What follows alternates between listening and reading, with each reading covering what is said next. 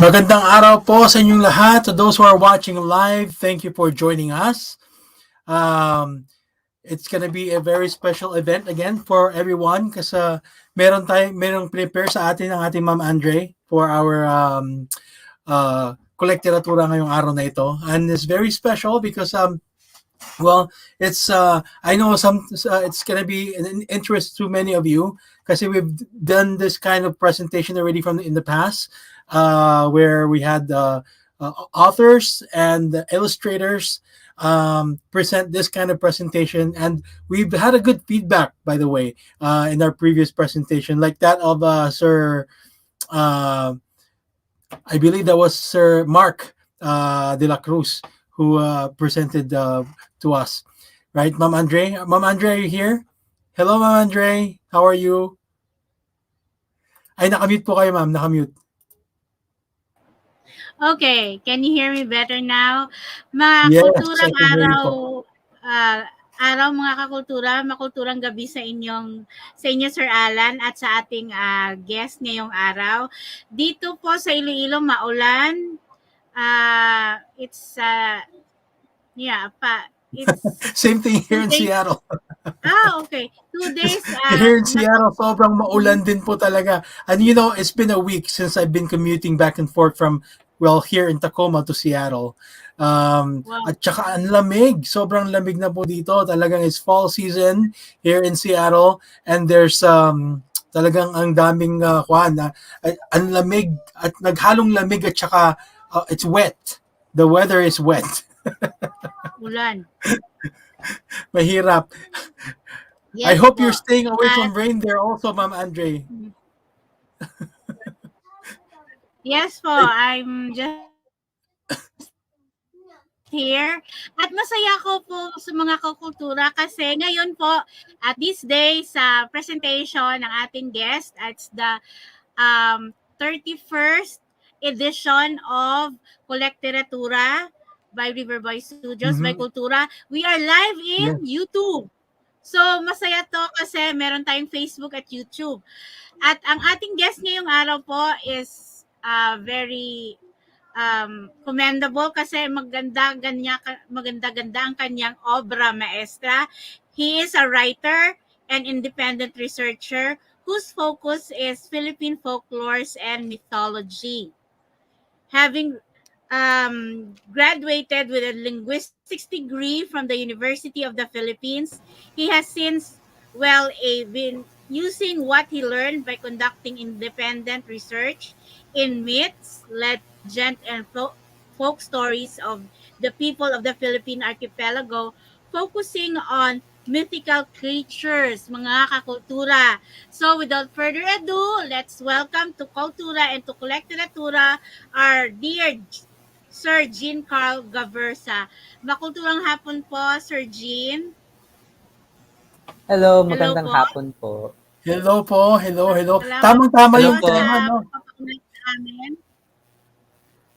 Kasi usong-uso ngayon yung mga mythical creatures dahil sa 13, di ba? And then, yes,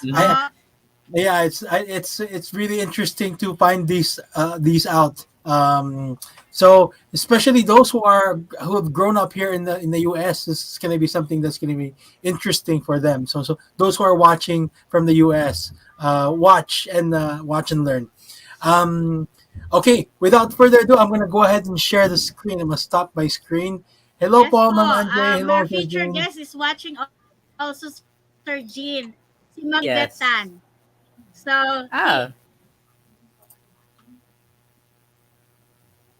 Ma'am Andre's lagging. Naglalag yung kanya. Yes po. Yeah. Yes po. Kasi maulan doon, maulan daw. Okay, so we are gonna go ahead and go on with your presentation po. Okay. Ma'am Andre, I think you're lagging. Naglalag po yung connection po ninyo. Okay, I'm gonna remove us on the screen and then we'll leave Sir Jean to go ahead and present. Okay. Problem. Hello, everyone. I'm going to talk about the folklores of the Philippines, especially mythical creatures. Next slide, please. Hello. So I am the author of phspirits.com, a website dedicated to the mythical creatures of the Philippines. Every few weeks, I have a new story and a new mythical creature that's illustrated by an artist. Next slide, please. So, why mythologies of the Philippines or Philippine folklores? Now, some of you may have noticed that I don't like using the words Philippine folklore or Filipino folklore because that doesn't describe the diversity of beliefs in the country. There are more than 175 languages in the Philippines, and each of those has their own culture, their own people. So I like to use the words mythologies in the Philippines and Philippine folklores, plural, so that people can see just how diverse and how many mythologies there are in the Philippines. Now, how did I start with researching folklores? I remember one time, way back when I was an undergrad, we had a class on ethnolinguistics, and I was doing a paper. The topic was the numeral system of the Southern Subanon language, and I just wanted to get through it because I didn't really like the topic of the story. But while I was doing my interview with my informant, he mentioned this creature called the Minamid Talon and the Tamad Talon, and it gained my interest. Now, the Minamid Talon is a creature that looks like a dog with a human face or a beast like face with its feet pointing backwards. Now, I had never heard of this creature before, so that was the thing that sparked my interest in mythical creatures.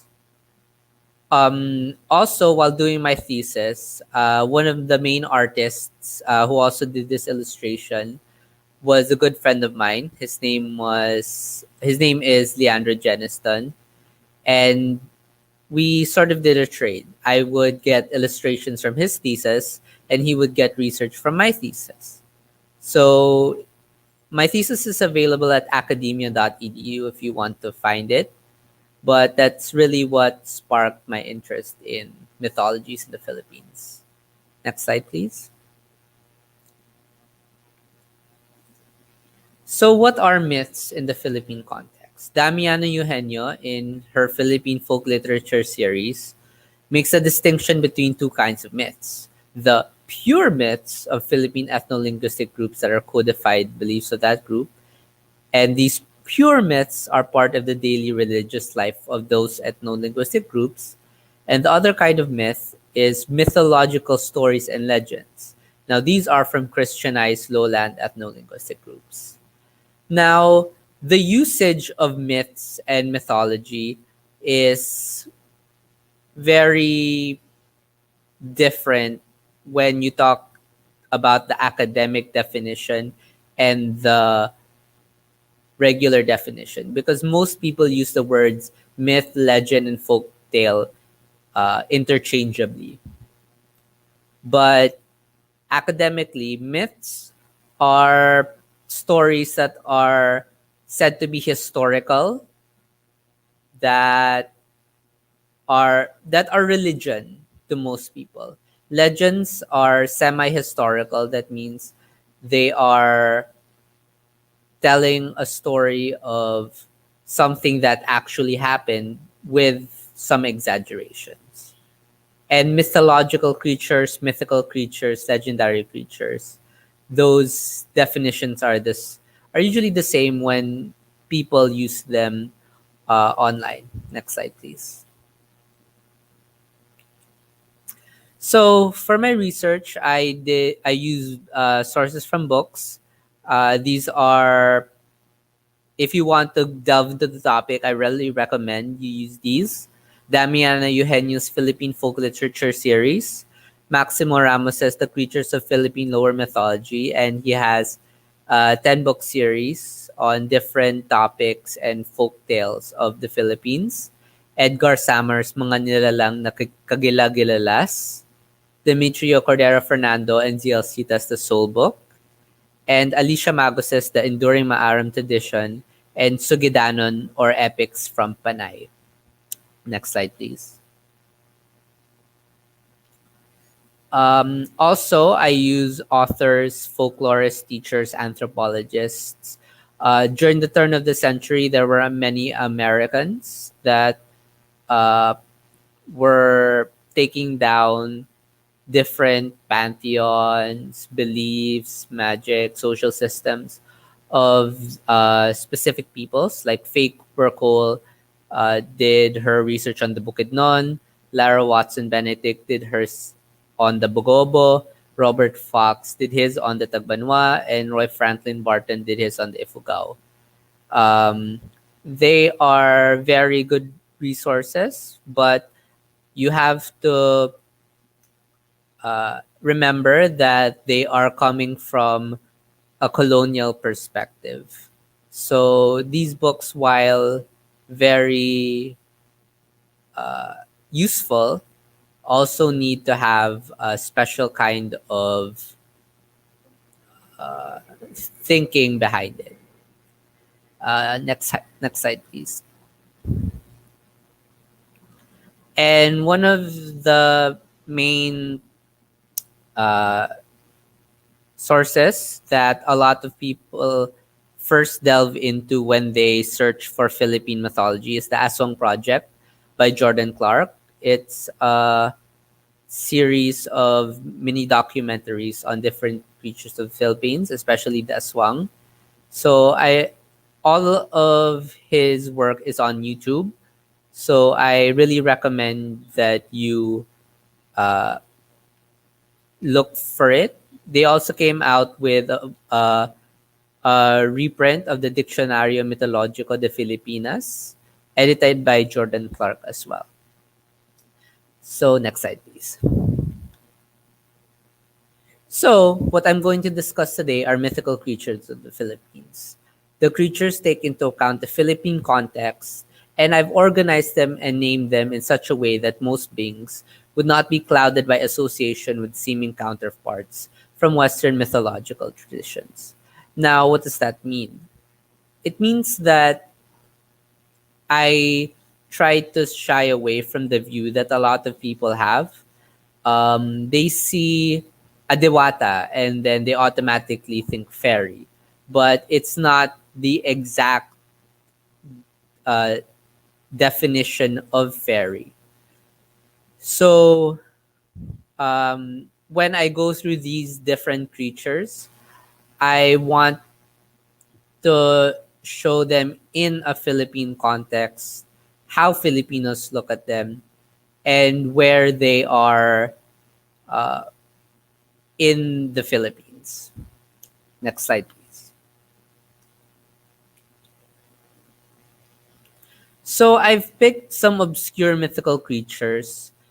They're more interesting than the regular ones, but I did include some tikbalangs and chanaks and all that. And it garners more interest because what people know about Philippine mythical creatures is that the romanticized, popular ones that don't really, that people have seen before. So I try to make people more interested in it by showing them the diversity of beliefs with Philippine folkloric creatures or mythical creatures. Next slide, please. So the first category of mythical creatures that I'd like to show are the moon eaters, celestial creatures that are said to be the cause of lunar eclipses, and the most well-known is the Bakunawa. So the Bakunawa seeks to possess all 7 moons by swallowing them. In the legend, it already swallowed 6 moons and was stopped by Bathala from eating the last one.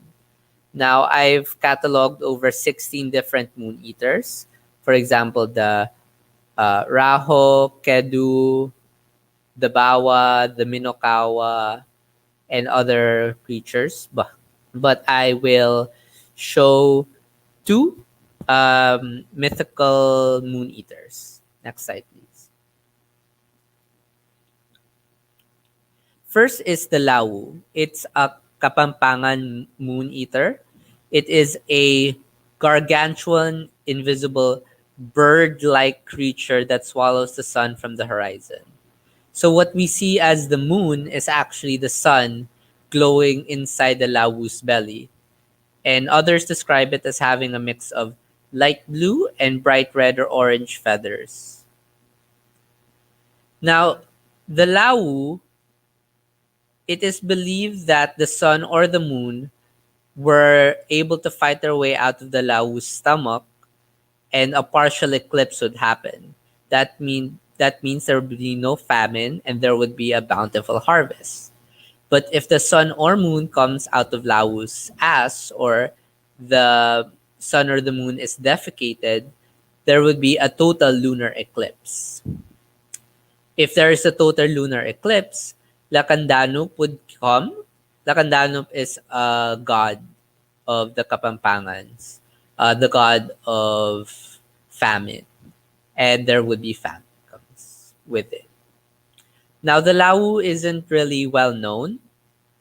Uh, I managed to interview Mike Pangilinan of he's a Kapampangan cultural bearer. So he gave me the information on the Lao. Next slide, please. Next is the Maranao Arimaunga. So the Arimaunga is a huge lion. The rays of the sun are its mane. When Maranao elders see the eclipse, they see a fusion of the sun and the moon, and they see the rays of the sun as the mane of the lion. During the Kambaharuna, the solar or lunar eclipse, the sun and moon are to be married. The Arimanga interferes with this union, and the Maranao people do things such as beat gongs and metal to make large sounds. Now, this is common in all of the moon eaters, where humans would take loud gongs or shout to make sure that fully the moon. Now, it depends on what happens if the moon is fully eaten by the moon eater. Some will say it will plunge the world into eternal darkness. Some say that once the moon eater eats the moon, then it still gets hungry. So it will eat the humans left on the face of the earth. Uh, Next slide, please. Now let's go to the aswang. In some beliefs, aswang are warriors who have eaten human flesh. This is in Panay. In some parts of eastern Visayas, Quezon Province, and other areas, manananggal and aswang are synonymous. Manananggal, I will discuss more on them later. Some aswang are shapeshifters. They can turn into dogs, cats, black pigs, or birds. Some aswang have magic that can cause illness to people from afar, as well as turning corpses into other objects. Some Spanish sources claim that may have made a pact with the devil, and some descriptions of aswang have them as eaters of dead bodies. So they're ghouls in the Western sense, but they have their own special way of eating the dead bodies, usually lapping them up with their tongue. Next slide, please. So we know what aswang are, but how to hunt aswang, you need special equipment. So first is the bolo, used to give the final blow after incapacitating the aswang. So the bolo is seen in many legends where aswang are.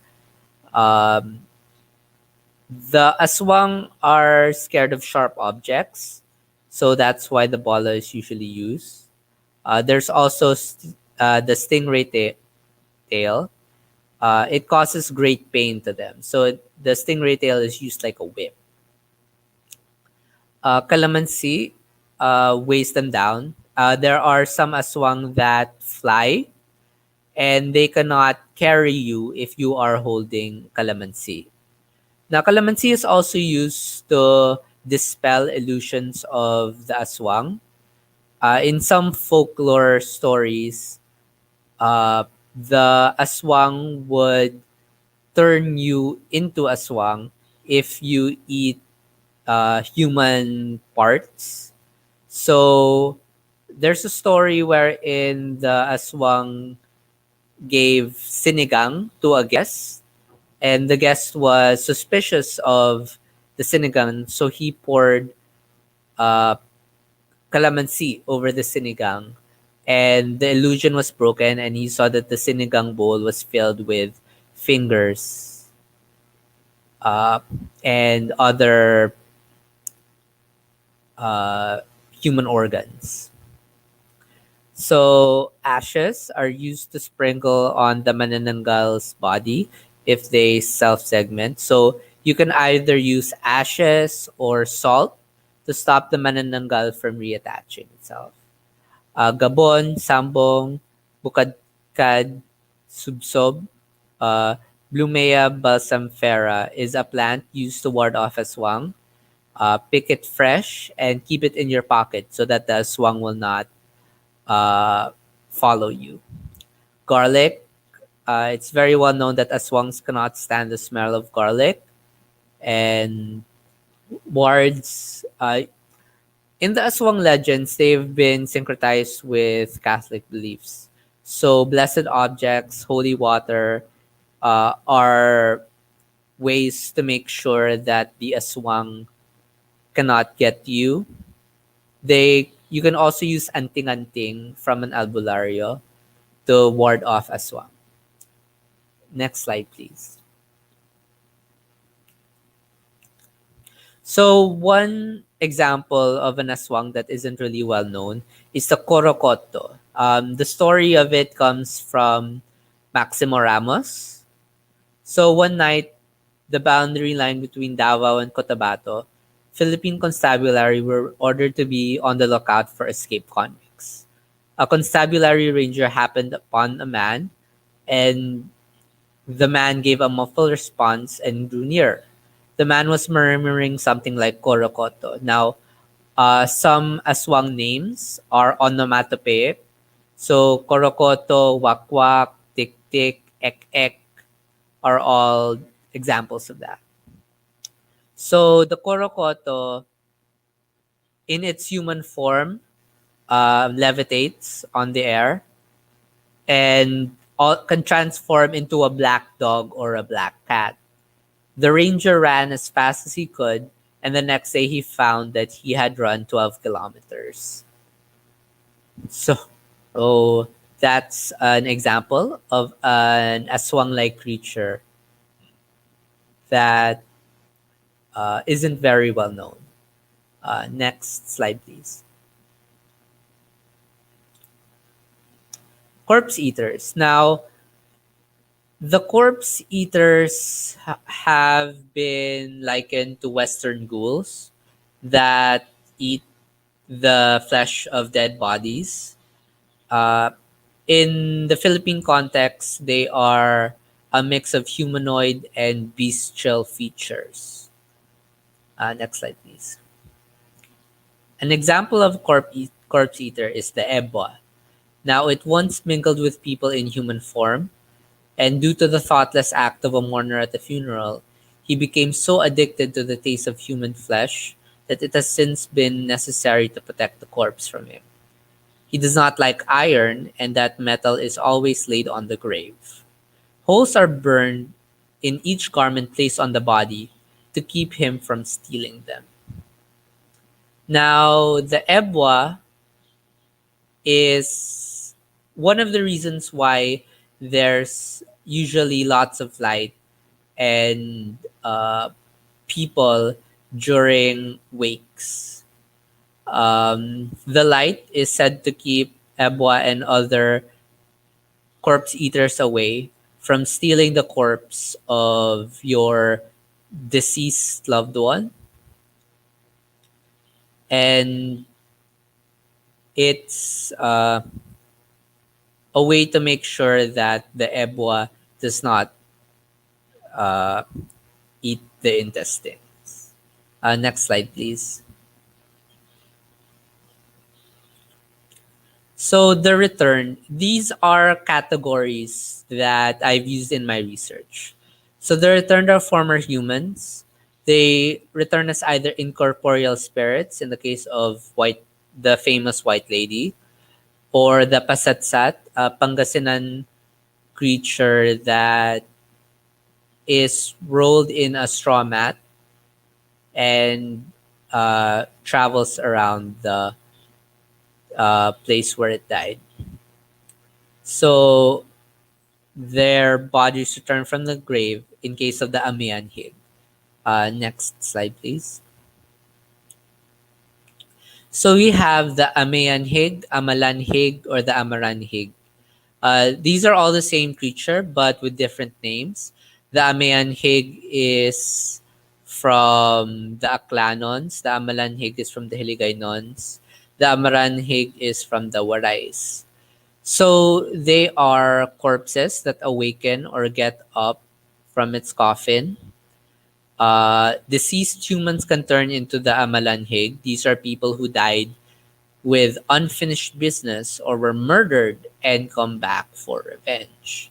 Now, what's interesting is that an aswang can become a malanhig. Uh, if the aswang cannot transfer its powers, they the body of the aswang can be uh sorry the body of the aswang can return from the grave and will not die unless it can transfer its power to another willing aswang victim. So water can turn a malanhig into a heap of worms and maggots that must be destroyed before they form back into the creature. The amalanhig is also stiff. It cannot climb trees as well. Wow. So if you are trying to escape an amalanhig, just go over a body of water or climb a tree, and it will not be able to follow you. Next slide, please.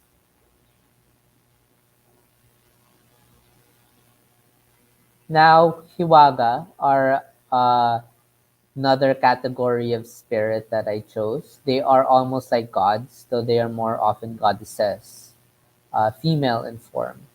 In their mountain domains, they are sometimes called Dewata of their specific mountain, and they are tied to that place. So Maria Makiling is the Hiwaga of Mount Makiling or Laguna.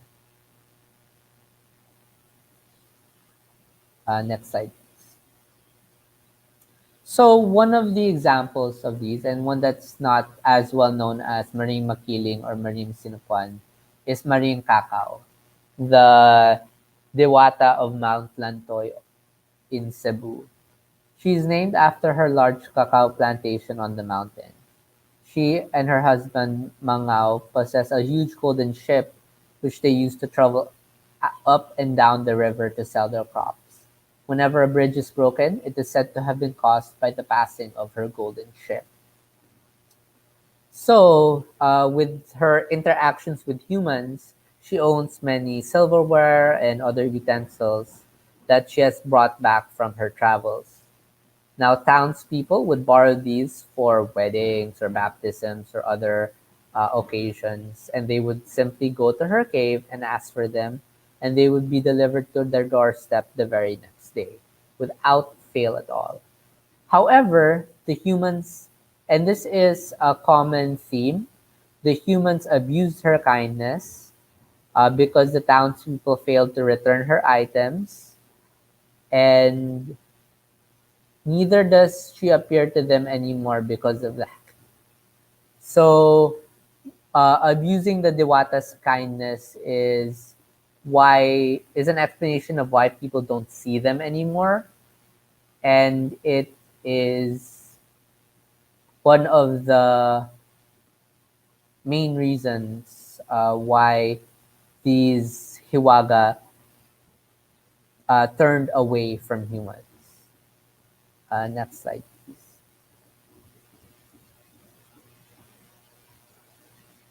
So another subcategory is the beautiful ones. These spirits are usually called Encanto in Tagalog, Tamawo around the Visayas, or Dewata. In text, they are alternately described as fairies or elves in the Western sense, and they are supernaturally beautiful, sometimes malevolent, and they are both awe-inspiring and frightening to cross. Now, if you remember, I said that uh, popular culture has tried to Hollywood some mythical creatures, especially these ones where they say they're fairies or elves, but that is not, at least in the Philippine context, it's not correct because you only see them through the lens of the West. So you need um, to go through these stories and see what their own cultural bearings are. Next slide, please. So one of the types of beautiful ones are the Banwaanon. Their name means literally of the jungle, and they are also sometimes called Katsila from Castilla or Spaniard. The Banwaanan only appear to people that they choose. If one hears an invisible baby crying in a tree, one should say, "Let me be the godfather to have the Banwaanan parents grant you one wish." They also help those assist them. A Banwaanan helped a girl named Juana who was ugly. The Banwaanan told her to break some dirty plates on a rock, but Juana figured that they could be washed instead and returned them to the Banwaanan. For this, she was made beautiful. Now, this motif is common in a lot of tales with Encanto or Tamawo. Um, as long as you respect them and make sure that they are sated, they will not harm you at all. But that's not always a guarantee. Some of the creatures are just malevolent, and these spirits, no matter how much you try to placate them, they will toy with you or give you negative uh, powers. Next slide, please. So the unseen. There are many creatures that do not have a physical form, but they are only known through the effects that they have on mortals. Next slide, please. One of those is the Magtitima of the Bukidnon. They live in balete trees, uh, and these trees are sacred and feared by the people living in that area. The magtitima or invisible being of the wood requires the sacrifice of white fowls or hens. And if that sacrifice is not made, it grows angry at mortals and that does not allow them to cut wood. It sends them sickness and pestilence, and um, these nature spirits must always be given sacrifices, or else uh, bad things will happen. Now you can see that there is a certain theme where if you do not respect nature, then the spirits of nature will come and uh, will give negative effects. So a lot of the beliefs in these creatures are also rooted in social aspect. These ones are respect for nature, but they could also be protecting the weakest parts or the most vulnerable parts of the society. Going back to the Aswang, the main victims are pregnant women and children. So these creatures are sort of like a way to make pregnant women, and children stay indoors and stay away from danger. Next slide, please. So another category is the small ones, diminutive beings. An example is this, the Kamanandaplak. Among Zambales, they are said to be elves, but not exactly like the Western elves. They are enchanted creatures that smell like ilang-ilang blossoms. They have long hair and live in trees over mountain brooks.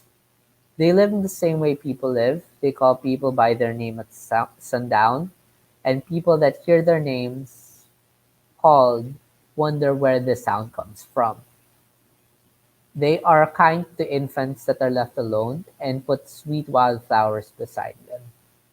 Now, there it's rare to find completely benevolent creatures in my research at least. So the small ones are uh, beings that really do help people without expecting anything in return, which is a rarity again in uh, while looking through mythical creatures. Next slide, please.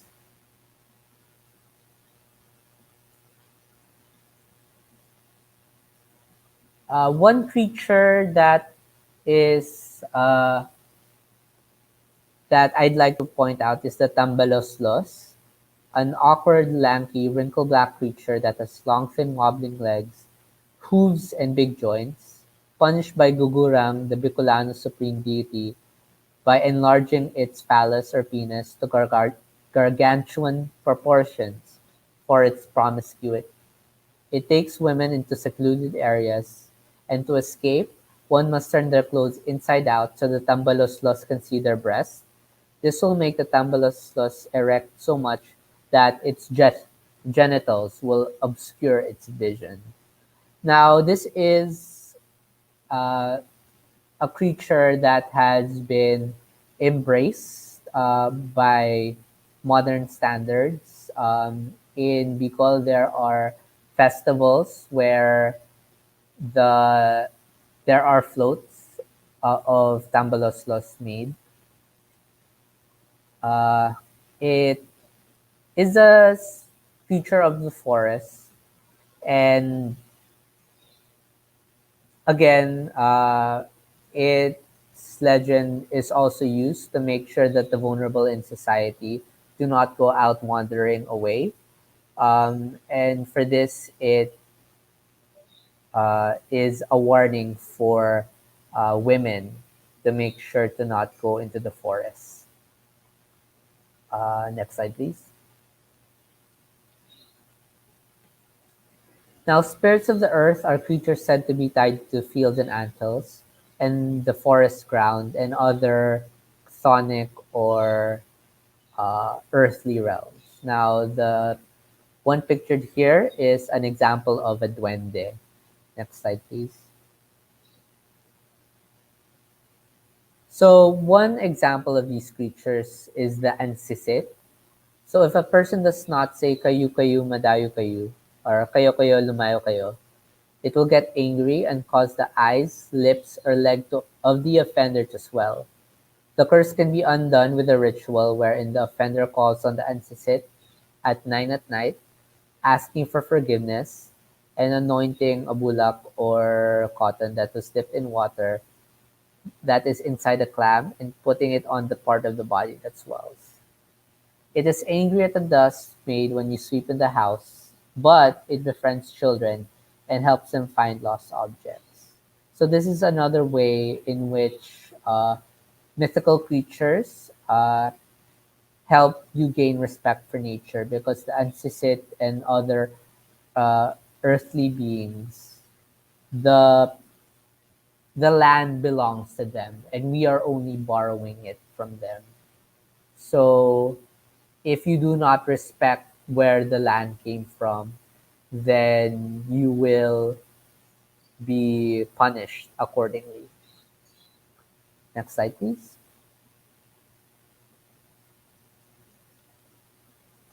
Another spirit is called the Ugaw. They are from Pangasinan. They look like old-fashioned rag dolls, and they live behind granaries and rice bins.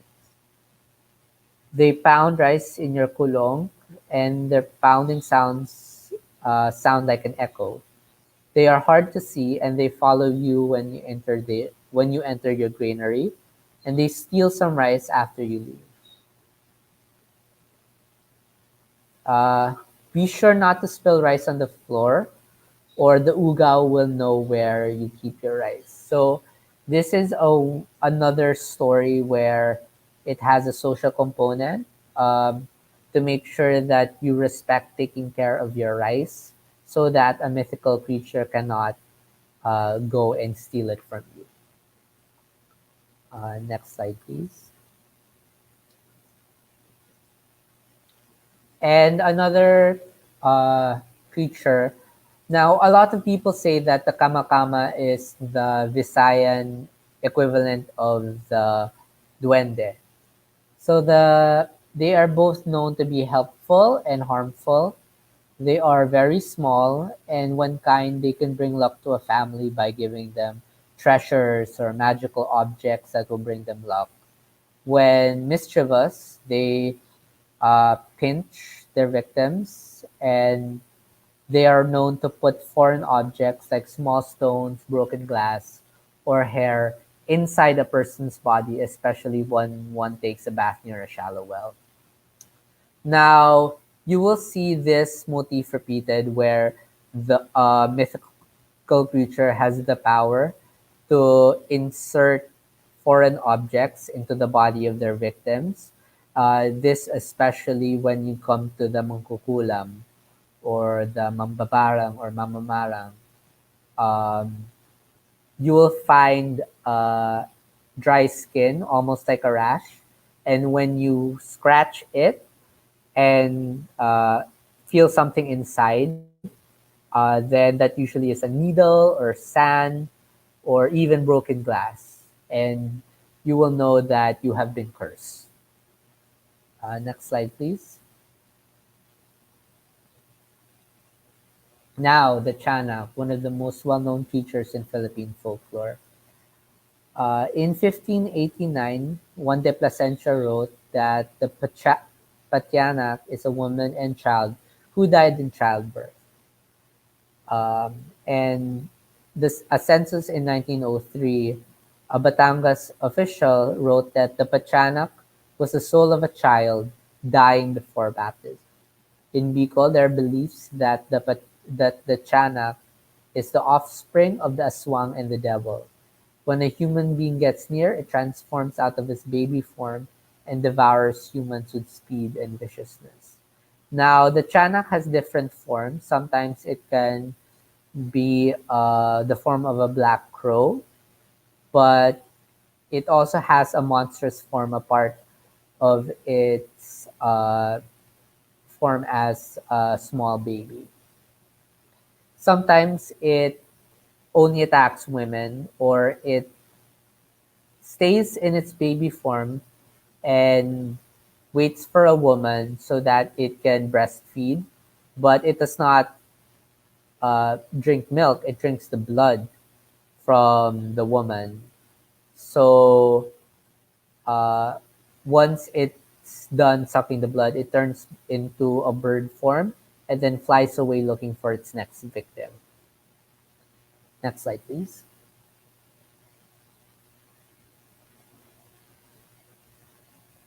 Now, because the Philippines is an archipelago, we have many stories about spirits of the water. You have the Shokoy, Kataw, Magindara, which are all mer people or people that have likenesses of fish.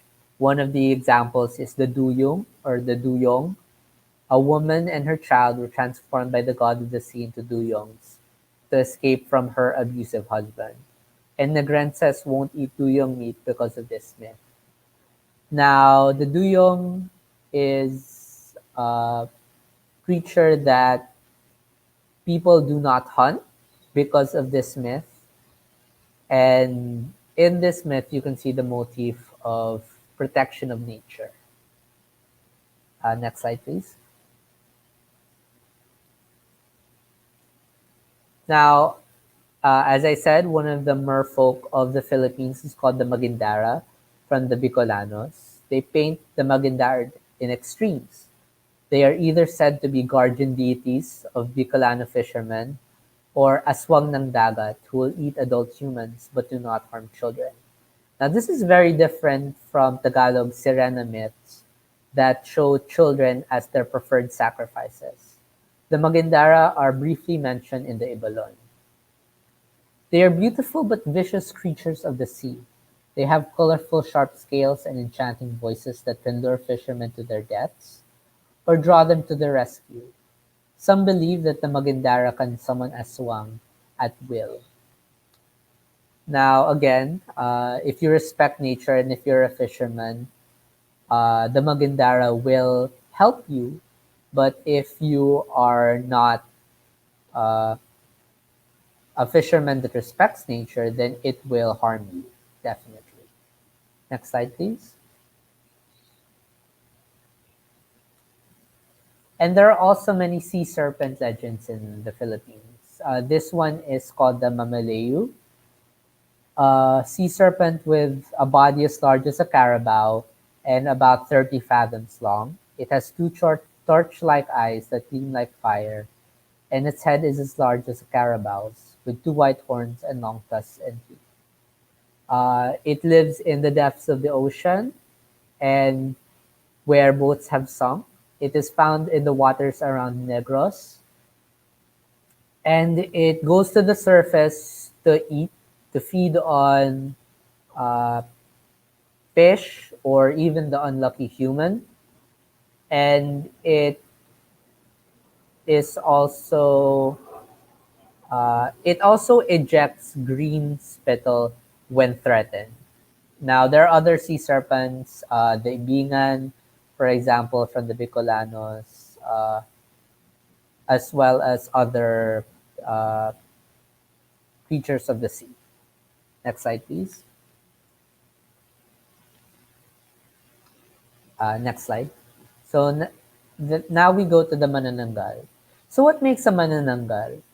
Like I said in the aswang part of this talk, the manananggal and aswang uh, can be used interchangeably, but not all aswang are manananggal. So they are self-segmenters, chosen their name, manananggal, tanggal, magtatanggal, and tanggal, trace their meanings to the word for disconnect, while the mangkukutod, the Kapampangan manananggal, comes from the word for to sever a living part from a whole. They have a human form that they shed during the night, detaching themselves to look for victims. They fly, some of them with the aid of magical ointments. Most of these creatures are viscera eaters. They eat the entrails, sputum, or fetus, and they are some that feast on the dead or living flesh. So, manananggal are uh, creatures unique to the Philippines. They are also found in other Southeast Asian countries, but in a different form. The ones in other Southeast Asian countries have the entrails and the head separating from the body, not half of the body separating. Next slide, please. Now we go to capre-like creatures. Capre-like creatures are black creatures that smoke tobacco that live in trees. Uh, what is seen here is the ani-ani of the zambales. It is 18 feet tall, more way larger than the regular uh, capre. Uh, it appears when there is a new moon and may be seen at night smoking on the branch of a large tree beside the country road, and it blocks the path of people traveling at night. It changes its shape from that of a tall, dark man to that of a carabao without horns, a horse, or a hog. and back into their capra-like form. Next slide, please. Now we go to the tikbalams. They have bodies like those of men, but their heads are those of horses. They've been popularized in popular culture, especially now with Trece, where there is a tikbalang character. It can take the form of an old man, a horse, or a monster. And the tikbalang is seen with its knees reaching above its head when it sits down. Now, if you want to make your tikbalang a tikbalang your servant, sorry, you can wrestle him and take out 3 golden hairs from the top of its mane. If you have those 3 golden hairs, that means you can give that tikbalang orders and it has no choice but to follow them. Next slide, please.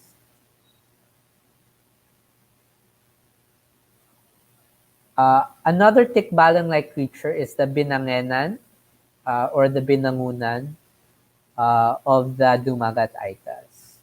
It looked like a horse, but it has a flaming mane from head to tail. It resides in Takang Demonyo, a tree characterized by the foul smell of its flowers, and in the pitcher plant, respectively.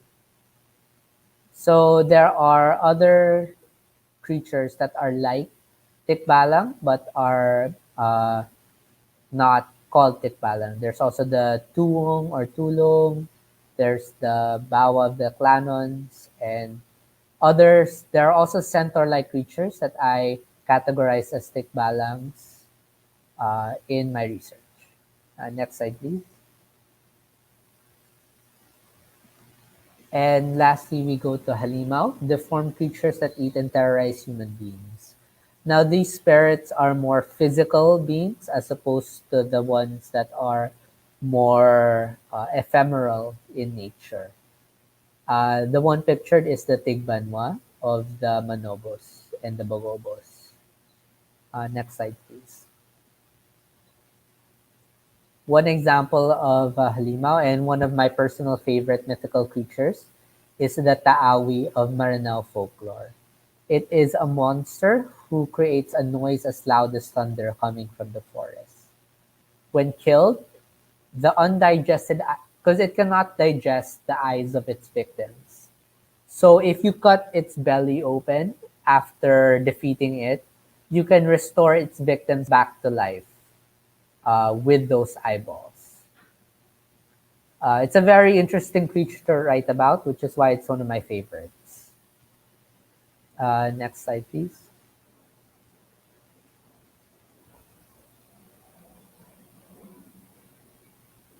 I also, sorry, there was someone that came in. I also include urban legends in my research. So an urban legend is defined as a humorous or horrific story or piece of information circulated as though true, especially one vaguely related or known to the teller. Now, there are many different urban legends, but some of the most famous are Maria Labo and Teniente Gemo of, they are both aswangs. Maria Labo, her story is she was a caregiver in a foreign country. Some say it was Canada, and her amo was an aswang. So the amo transferred his aswang powers to Maria Labo, and when Maria came back to the Philippines, she killed and ate her children. Some say it was 2 boys, and her husband saw this happen, so he used a large bolo to slash her across the face. And Labo is Hiligay known for slash, for a slash.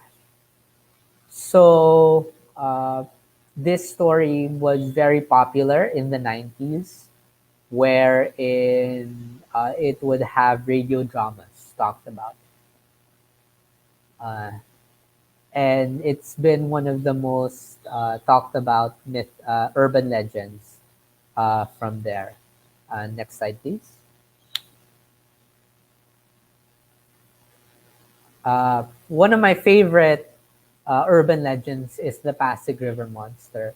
It is a story from 1981 in San Joaquin, Pasig. It looked like a child about 10 years old with green skin, and it was captured and placed in the municipal hall. Now, a lot of pictures were taken of it. It was all over the tabloids. And it is said that the creature was thrown back to the Pasig River by order of the mayor because the mayor was afraid that bad luck would befall the uh, people living in Pasig because of that. Next slide, please. So, Mythica Obscura is a collection of illustrated short stories based on Philippine folklores and mythologies in the Philippines. It focuses on more obscure mythical creatures, especially those that uh, people would not have known without doing major research. Next slide, please. So it was originally a short zine series, and as I continued to do my research, it expanded. Now it has 4 volumes, and each zine has 10 stories or 10 mythical creatures within the zine. Next slide, please. It showcases the diverse mythologies and folklores in the Philippines. Like I said, there are over 175 or 180 different ethno-linguistic groups in the country with their own language, culture, and belief systems. Next slide, please. So these are the uh, cover pages of the different volumes of Mythica Obscura. Uh, Next slide, please. So I partner with artists, and these in the next slides they explain how they visualize the illustrations. Next slide, please.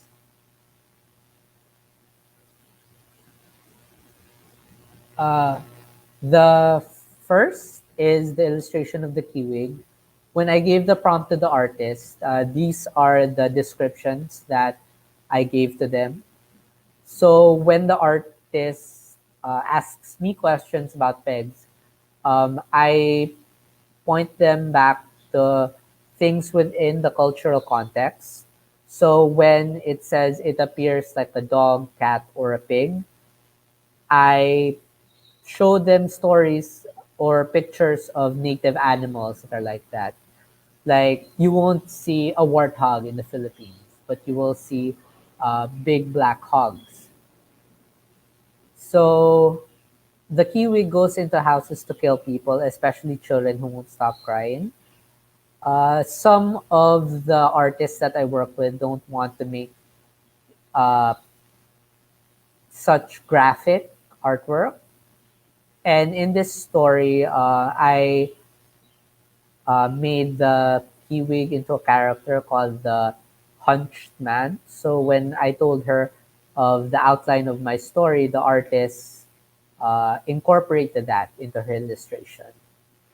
Next slide, please. For the Lambana, they are servants of the Diwata, and they're small and insect-like.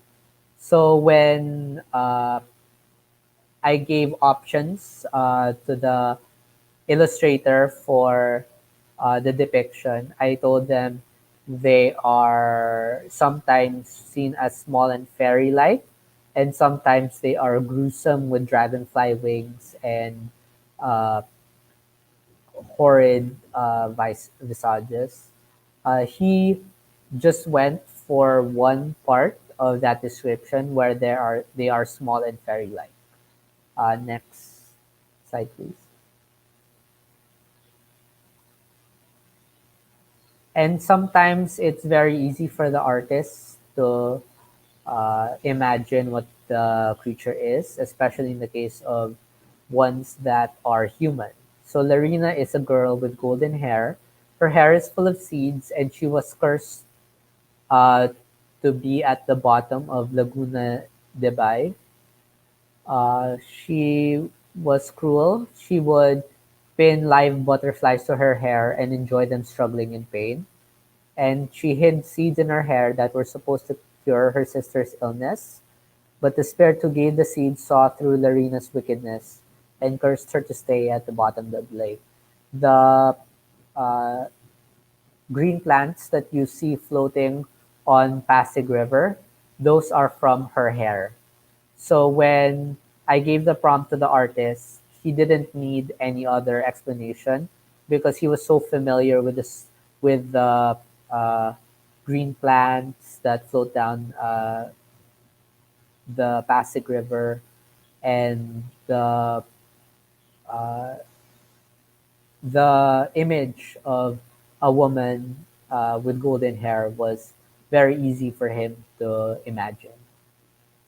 Next slide, please.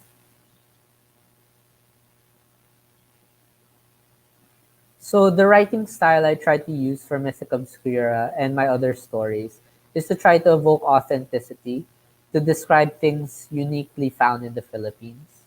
I try to keep it true to the descriptions of the creature, but I have had complaints about the way some creatures are depicted.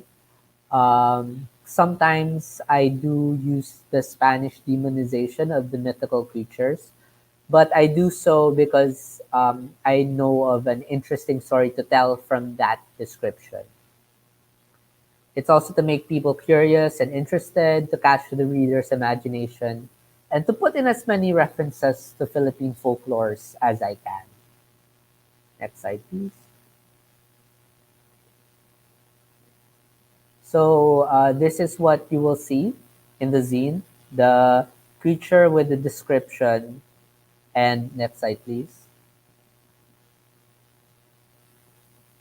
And this is the story you will find in Mythica Obscura. So there, that's my presentation. I think now we'll go to the question and answer part.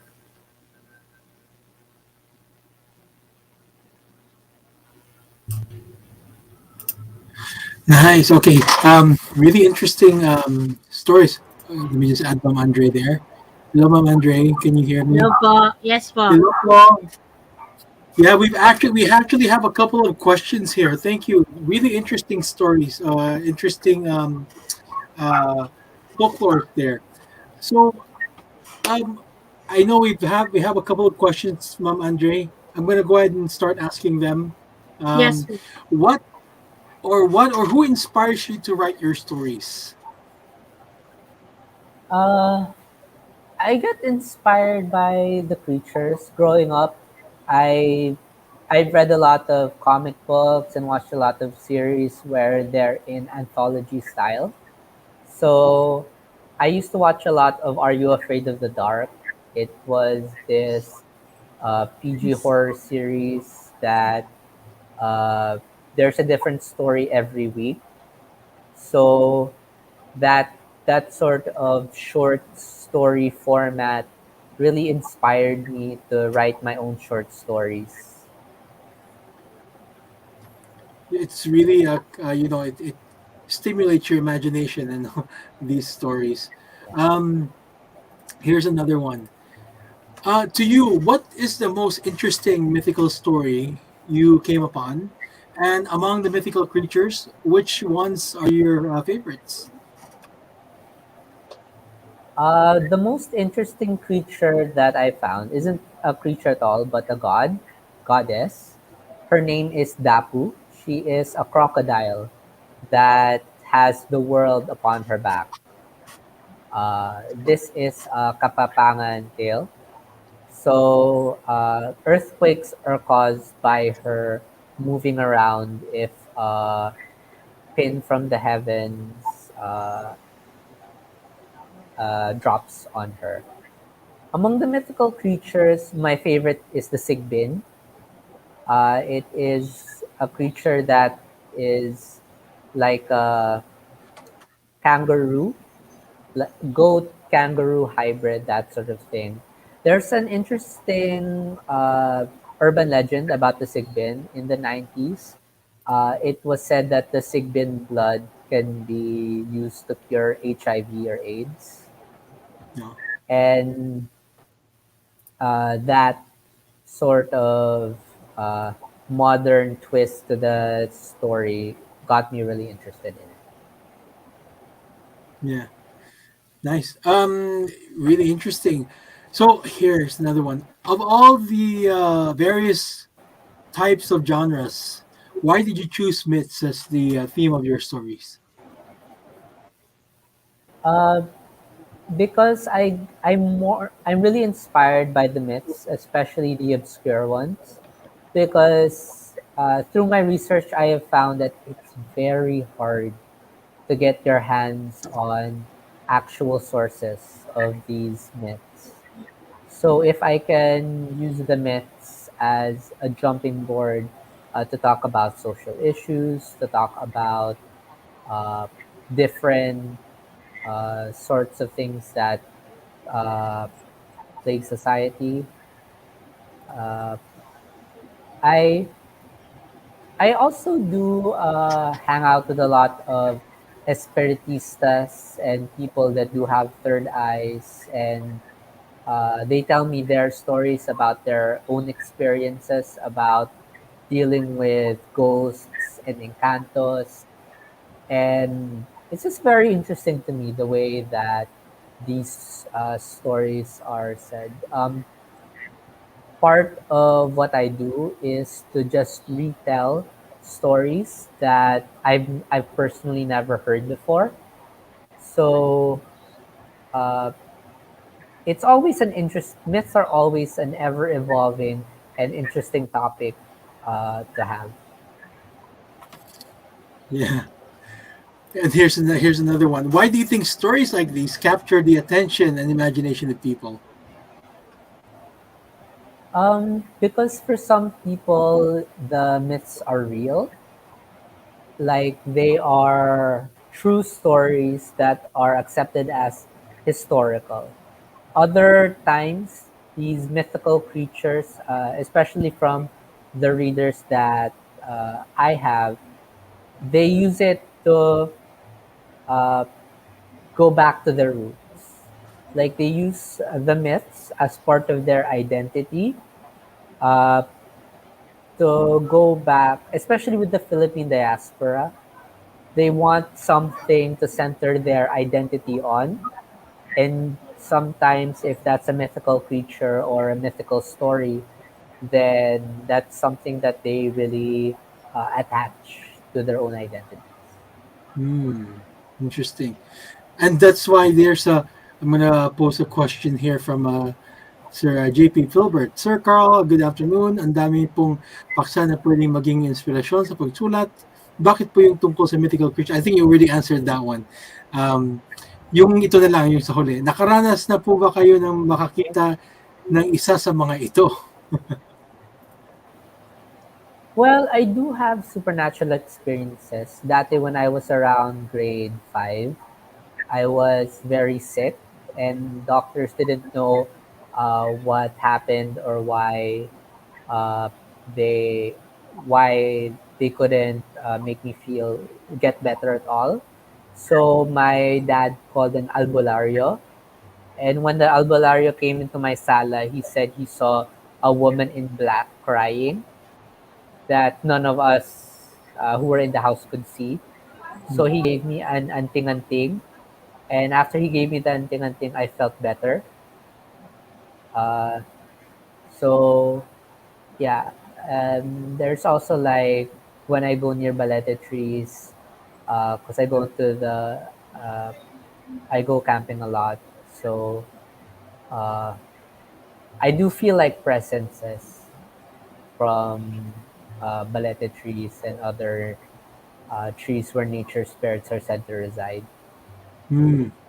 Interesting. So here's stuff. How do you differentiate folklore, myths, and facts? Like what Jaya Malik asked you, well, do they really exist?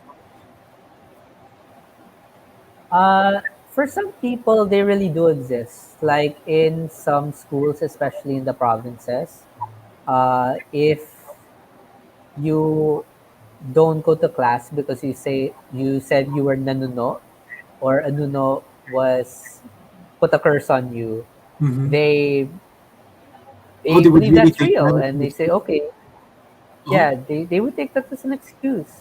oh, really? Uh, Yes. so for some so for some people, like folklore and facts are the same thing. Mm. But if you look at it through the realms of Western ideas, they're separate. Like these myths and folklore are not facts, they are supernatural. But in the Philippine context, there is no supernatural.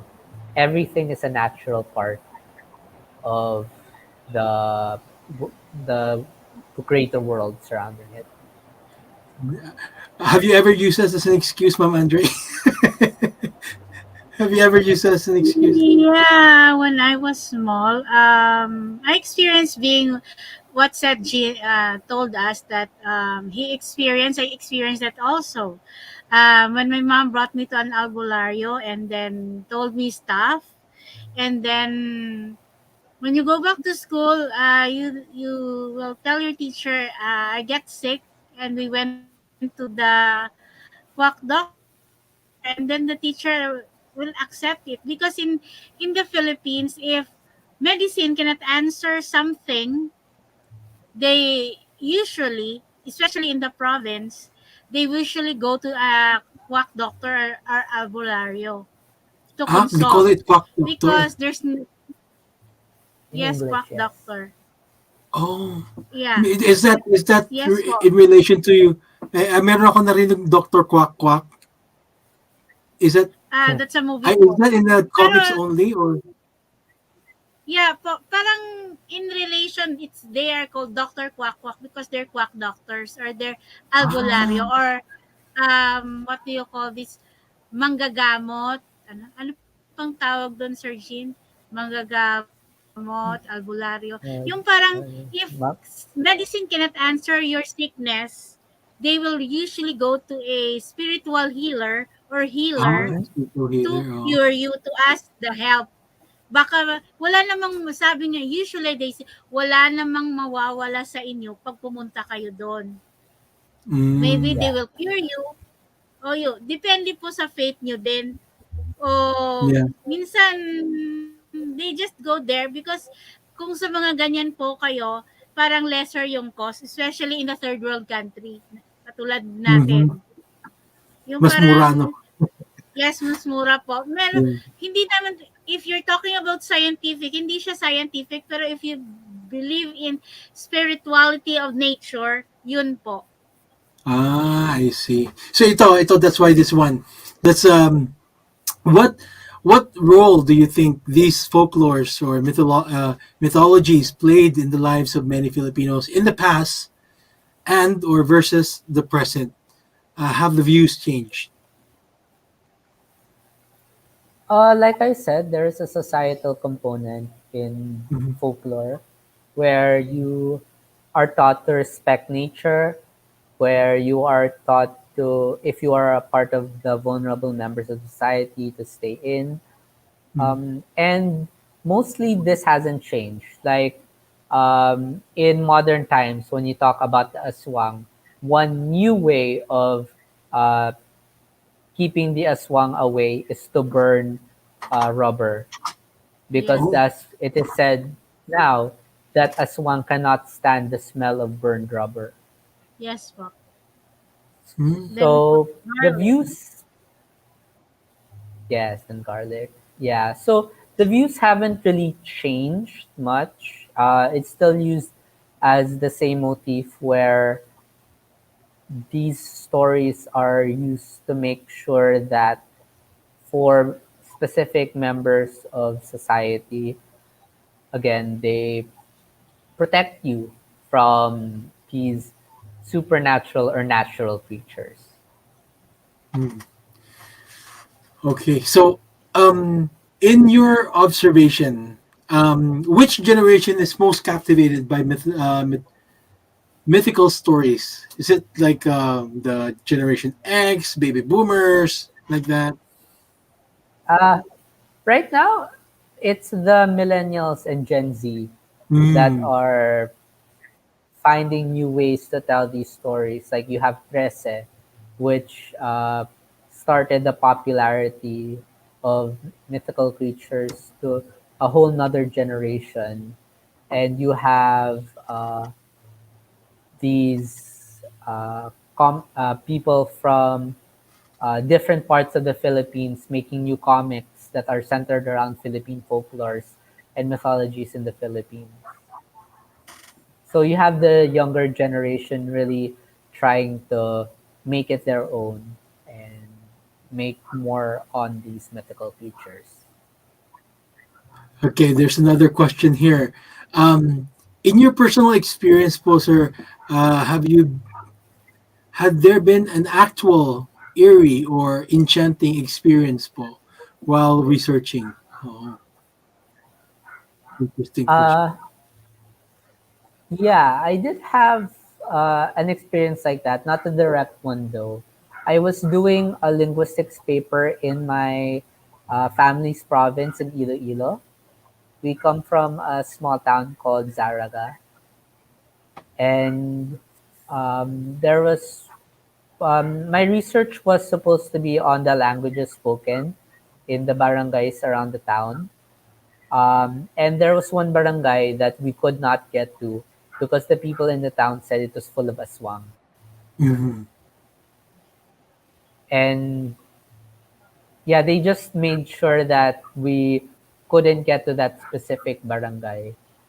Uh, there's also like other times when it's night and when I'm doing research, especially in the province, I would see a dark figure like flying above me, and sometimes, and I just think, oh, it's probably just a bat, and I don't want to think about it being something else.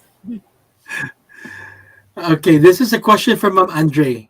As a mythical researcher, have you interviewed real life known as Wang in the community? Yan, oh, talagang pang Twilight Zone na mga questions ni Ma'am Andre.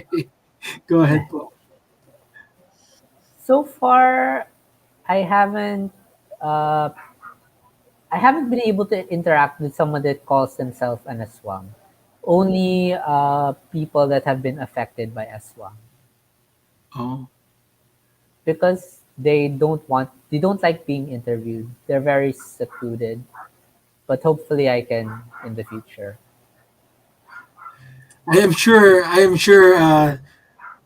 Gene, you are an interesting person to have at the campfire around a campfire. You know, during storytelling. Have you done that? You said you mentioned a while ago that you like camping, and then you have friends around you. You guys talk to each other. Obviously, tell stories. Have you done that together with your Yeah, friends? yeah. Uh, there are a lot of campfire stories I can remember, like usually about the sigbin or the aswang, and be like my goal whenever I tell campfire stories is to make sure the other people don't sleep. So so how do they react?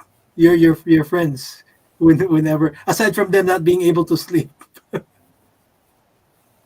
They get creeped out, but a lot of the time they're also curious and interested where I got the stories from. Hmm, So apart from telling the actual story, I have to give a lot of context to it.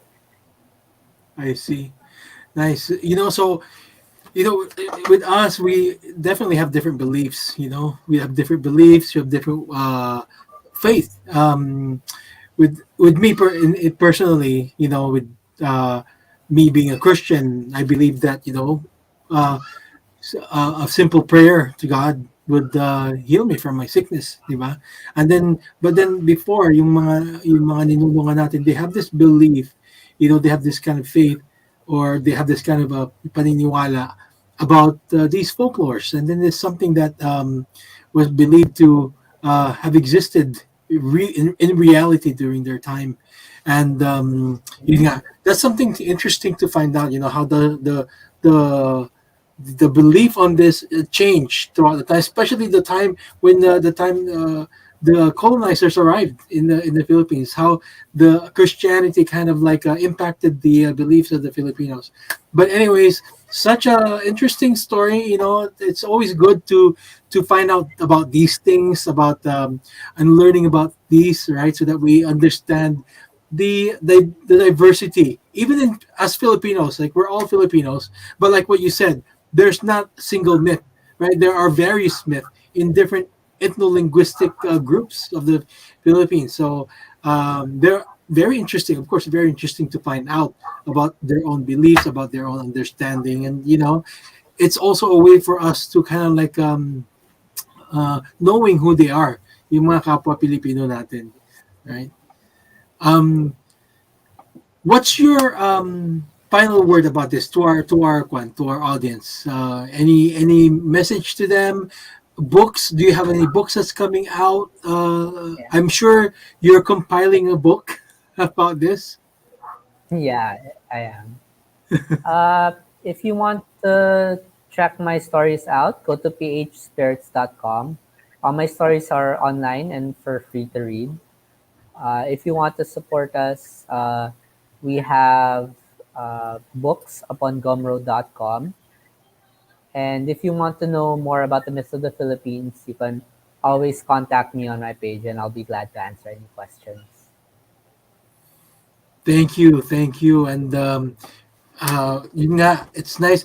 Si Sir Mark Del Rosario pala yung na interview Yes po. natin. Do you know Mark Del Rosario? Not familiar. Who also have stories about. It would be nice if you Juan, you collaborate with him. He knows a lot of these kinds of stories also, and it's entertaining. It's really entertaining, these stories. Anyways, I would like to thank you for joining us in Collecteratura, and we would like to present to you this certificate of recognition.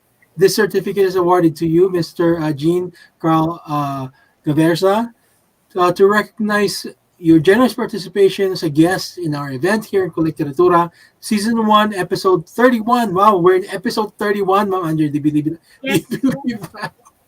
we're in Episode 31, and then we're going to Season 2 next year. At alam ko maraming inianda si Ma'am Andre sa atin. Mythica Obscura, inspired by the folklores of the Philippines. Held live at Kultura Facebook page through StreamYard and Facebook and YouTube also. November 4th, 2021. I believe it's November 4th there in the Philippines already, right, Ma'am Andre? Yes po. Thursday, Yeah. November 4. Yeah, given to you by Riverboy Studios through Kultura this day, November 4th, 2021. And signed our Kultura Managing Director, Nanay Ami, our Kultura Programs Managing Director, Ma'am Andre, and myself as Executive Director of Kultura.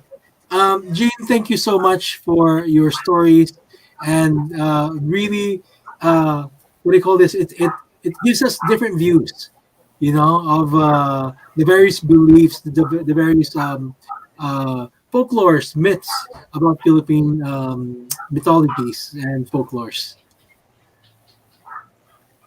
Thank you for joining us. Okay. Thank you. Ma'am Andre, yeah. Yes po. Ma'am Andre, do you have any what I a while ago? So your book, you said you're writing, you're compiling it into a book, right? Hopefully, we'll see it soon. Yeah, hopefully I get it done. Yeah. uh, we're so excited po, Sir Jean, to read that book and to read the stories. If you play this video po, Sir Jean, can you put your website if you have website po para yung mga audience Yeah, natin ng mga put it on the teachers private message. at mga Where we could students po show it. maka makapag makapunta sila po, makabrowse sila at mabasa nila yung mga stories niyo po. At thank you sa pagpaunlak sa aming invitation dito sa Kolekteritura ng Kultura. Sa uulitin po, baka masama ka po namin kayo in person po or maybe another panel discussion po regarding mythical creatures of the Philippines. At sa mga nag-aantabay or those who are looking forward for the Kultura Code for today, Kultura Code is KC353. Again, Kultura Code KC353. You can go to our website, www.riverboystudios.com, and the input for events and surveys and events. Thank you po mga kakultura. Good afternoon po. Thank you po sa lahat. Again, good night sa inyong lahat. Jean, sir, thank you again for sa pagpapaunlak po niyo sa amin. Thank you for having me. Yes. Go visit his site, his FB, IG, and TikTok. May TikTok din. ano makikita namin sa TikTok? Are they like dancing, what do you call this? No, just like short snippets on mythical creatures. Oh, nice. Okay, that's something that that we can also share. Ma'am Andre, we could also share his website in Kumo, our Kumo group. Yes po. Yeah. And by the way, Kasi, Kumo members, our Yes. own meeting is going to be soon. Hopefully, it's first week of December. We look forward to that. There are going to be games. There are going to be prizes on our year-end celebration, year-end Zoom celebration. So please join us. Okay. Maraming salamat po sa inyo lahat. Everyone, thank you for joining us. Have a great day po dyan sa Pilipinas. Good night here in Seattle, Washington. Stay safe po out there. Thank you po.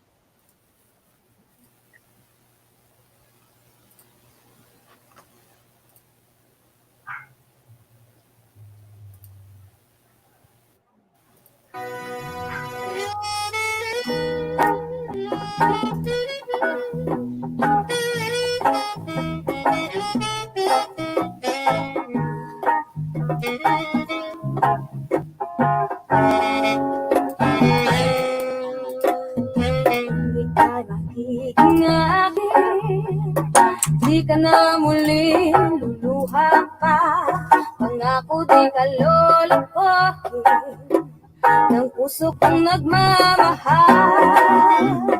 Kung ako ay papalarin, na ako iyong bahala rin. Pangako ikaw lang aking ibigin, magpakailanman di kita pipilitin. Sundin mo pa ang iyong damdamin, ayan na lang kung ibog ang puso mo para sa akin.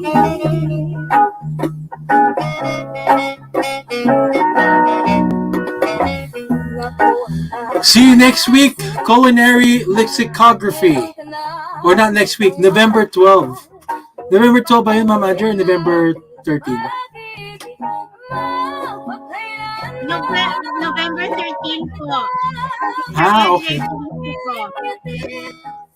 November 13? Culinary 13 po in the Philippines. Okay.